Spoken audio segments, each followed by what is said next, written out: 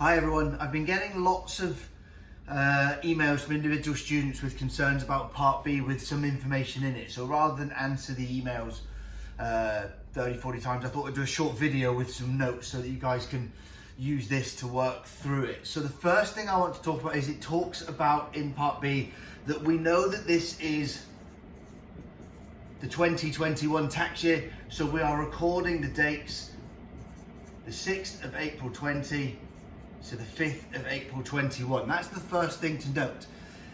And in terms of income, we have to figure out what he did for those 12 months. Now it tells us in there, let me get the exact date, that up until the 31st of the 1st, he was employed. And it says that the P45, which is the document that you get when you leave employment, it contains the earnings and the tax that he paid when he worked there. And then in this period, he is now self-employed, but he doesn't have financial statements for that. You must go back and think about those income basis periods that we spoke about earlier in the semester to figure out what's going to be recorded from there. So he has employment and he has self-employed that comes across that. But he also has, let me just get to the right bit, he has dividend income, which is in that period, and he has savings income, which is in that period, and you must use all of those to calculate the total amount of tax, remembering he has already paid some. That's the first bit. Now,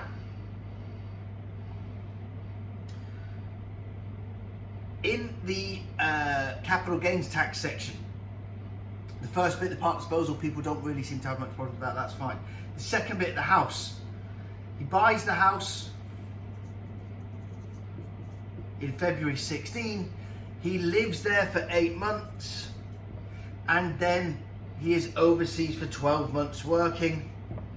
When he comes back from overseas, he moved in with his girlfriend. His girlfriend did not move in with him. He moved in with her. They are living at her property. It doesn't say anything about returning to the property. It doesn't give any other information, and it is sold in March 21. That's enough information. I'm not going to answer any more questions on it. The information is there. It clearly says he moves in with her, not they move in together or she moves in with him. He has gone to live with her. That's the end of that bit.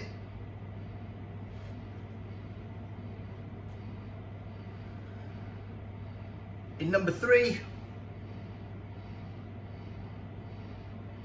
the 50%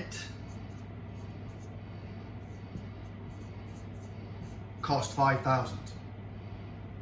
So he must have invested more than that. That's how much these cost. That's what you need to relate it to.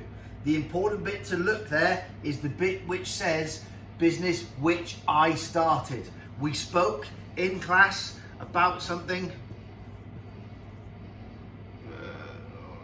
Entrepreneurs Relief. You need to look up Entrepreneurs Relief. You need to figure out what it means. Then, after you've done the total calculation of the CGT,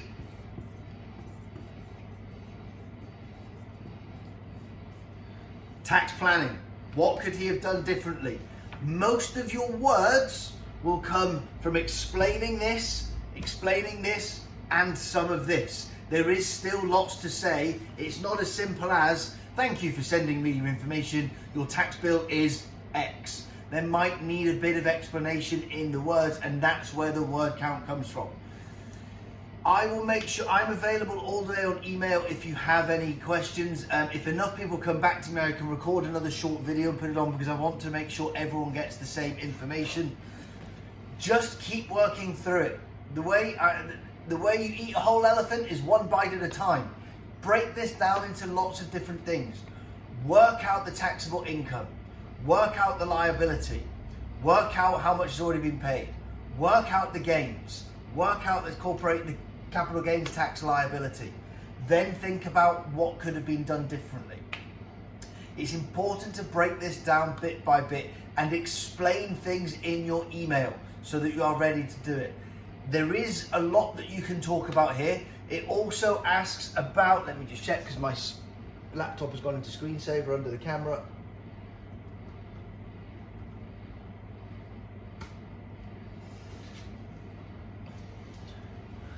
It tells you there that his wife has £5,000 of income.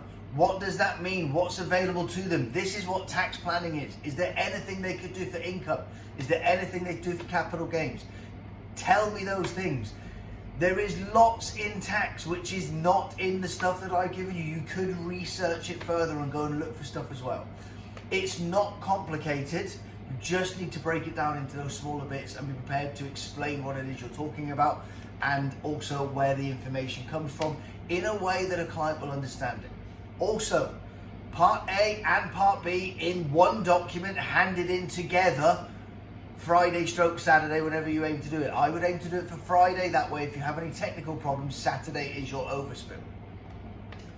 Keep asking questions. I will not check calculations because calculations are either correct or incorrect. I will look at layout, I will look at words, I will offer feedback, but I will not check calculations for you. You have enough resource to be able to do that yourself. Hopefully there's enough notes in here for you to be able to get on with this. It's all over by this time next week. This is what happens in the real world. Only Friday, I was making sure that this was ready to go out, and at the same time on my screen pinged a client who I was doing a tax return for because they've got some income and they've got a rental property, and they've also said, I've decided to invest in wine. What's the best way I should do with this? And I had to explain to them, what about connected people? What about using 2 years allowances?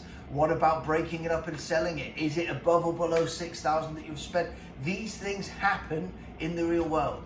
2 weeks ago, I received an email from a student doing this course 2 years ago who is now working in a tax practice. And his first initial thoughts were, this actually is what happens. I now understand why this happened this way, and it does become frantic and it does become time pressured. But it comes in, you deal with it, you check it, you get it out. It's a speed-driven process, but it needs to be rushed with care. That seems as though it doesn't really hold true. Not rushed without checking, but done quickly, as in importantly, don't put it on a list of things to do, it goes near the top of things to do. When things come in business, they are either urgent or they are important. Something can be urgent, which means it's time bound, but be less important. Something can be more important, but less urgent. This stuff is urgent and important. Otherwise, the client will leave, you lose brand reputation, and you will lose out on future business. Keep emailing me if you need anything. I am available all day and tomorrow as well.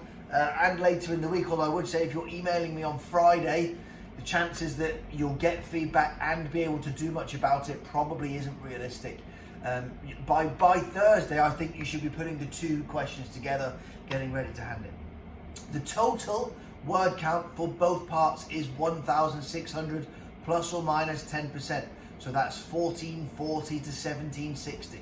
Anywhere between 1450 and 1750 is perfect. That's all you need to worry about.